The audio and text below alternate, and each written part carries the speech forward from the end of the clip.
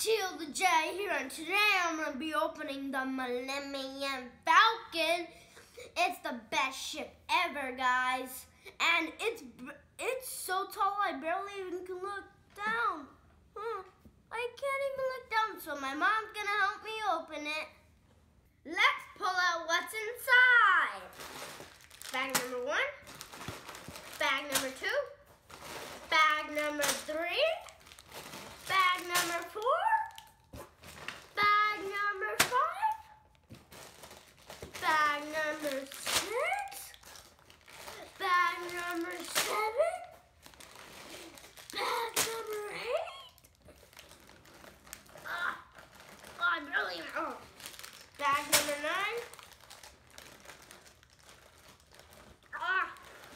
Bag number 10. And of course, there's 11 bags. 11. And of course, the instructions, guys. We always need instructions to build these sets. So yes, build it. It's finally built, guys. So it took us a long time to build this thing. How crazy is that? So check it out. First, let's get into these awesome new minifigures. As you know, these are the Force Awakens version of all of these minifigures. Let's start with the left. That is the older man version of Han Solo, as you can tell with that gray hair and even gray eyebrows. I'm loving his new clothing with the darker brown. And as you see, he's got his gun in hand. Next to him is his most best friend in the entire galaxy, Chewbacca. He's got that awesome bowcaster stud shooter. And then next to him is Finn. I really love his uniform detail. Next to Finn is Rey, which I am super excited that we finally got. This is our very first Rey ever. I love, love, love how they pulled her clothing detail down into her legs. That is always a special detail to me. They did the same thing on Han Solo's belt. Next to Rey, we've got BB-8, the most awesomest newer droid in all of the newer Star Wars movies. And there's nothing different about him. He's just that cute little guy as always. Next to BB-8, we have a Kanji Club gang member, and he's got a lot going on with his clothing and his pants. They pulled all of that clothing detail down into his pants as well, and you see he's got that eye patch covering up his eye, just as in the movie The Force Awakens. Next to him, we have got Tasu Leech, and I really love his goatee and mustache. The same with the Kanji Club gang member. I really love his mustache and his little beard they've got on him as well. Here we've got the backs of all of the minifigures. As you can see on the left there, Giothejedi decided to put Tasu Leech's wig piece on BB-8, and I think it's hilarious, Giothejedi. You and your custom minifigure making. I know. Good one, Giothejedi. Anyways, as you can see, guys, they have lots of detail on the back of their clothing. The only thing that disappoints me is they do not pull the clothing detail down into the pants as they do in the front. Come on, Lego, give us what we want. I want more clothing detail on the pants. Yes. And as you can see, most of them have alternate faces. The only one that doesn't is that Kanji Club gang member. And of course, Chewbacca, he doesn't need an alternate face. He's got the best clothing and hair ever. Here it is, friends, the Millennium Falcon. It's so beautiful. I am super impressed with this build.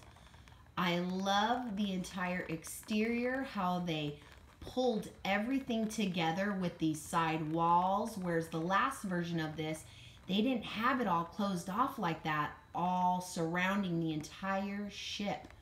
Look there, guys. Check out the blue little hose hose that they used for the engine section. I love that detail as well. And look at it. Look at all of those top panels with all the little radar dish details they have all over it. This was an awesome build, friends. It took us 12 hours to build the thing, but boy, was it worth it. Let's talk about some of these awesome exterior details. First, on the left, we've got the rotator dish. It's got full range of motion, as Giothejedi is showing. It moves completely every which way.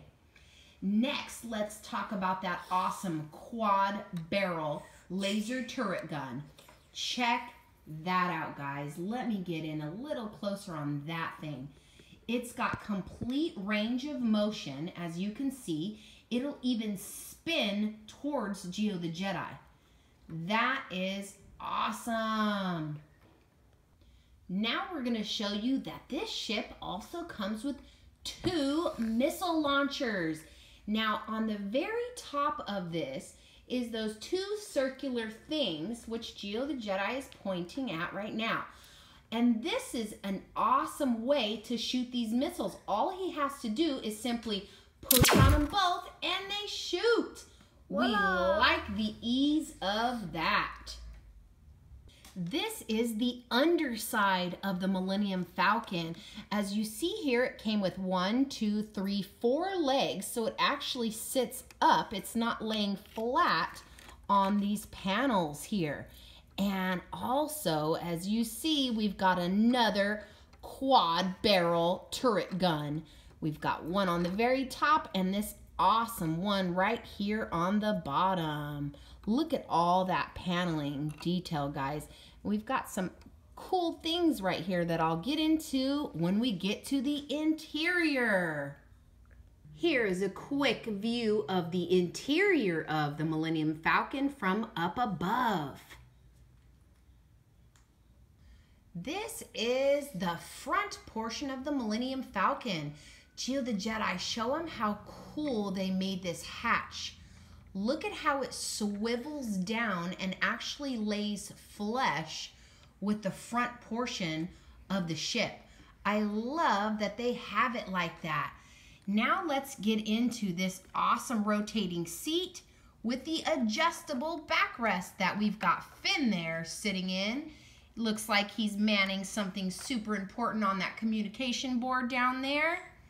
And then over here, we could definitely not have the Millennium Falcon without this iconic chess game that Han Solo and Chewbacca love to play. When they don't have flying, fighting, and gunning down the bad guys to do, they enjoy sitting back and playing a game of chess. Good for you, Han Solo and Chewbacca. Now, underneath this top quad barrel turret gun, we've got the cockpit, of course, and let's see who's inside there manning the top and bottom turret guns. There it is. It's so cool how they let it slide in and slide out. So one's manning the bottom and one's manning the top turret gun for when they're in the air and all the TIE fighters are coming at them from every which way. Someone's shooting from the top and someone shooting from the bottom. This portion of the Millennium Falcon is showing the hyperdrive section.